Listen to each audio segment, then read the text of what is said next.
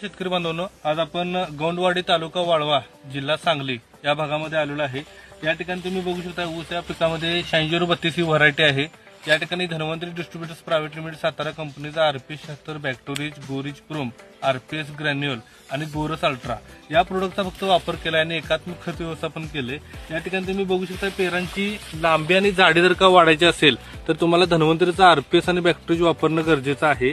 कारण जीवाणू सेंद्रिय कर्ब आणि जीवाणू हे जर का जमिनीमध्ये बाळ भरणे आणि मोठ्या भरण्यानंतर जर का दिले तर आपल्याला पेरांची जाडी आणि साईज चांगली भेटते। आणि या ठिकाणी तुम्ही बघू शकता किती फुटवे आहेत आणि फुटवे 1 2 3 4 5 6 7 8 9 10 11 12 13 14 15 16 17 18 18 पेरा आहेत। आणि तरी सुद्धा ह्या 18 पेरांची तुम्ही जाडी रुंदी आणि जाडी तुम्ही बघू शकता किती बेस्ट आहे। त्यामुळे प्रत्येक शेतकऱ्यांना आरपीएस आणि बॅक्टोरिज वापरणं गरजेचं आहे। धन्यवाद।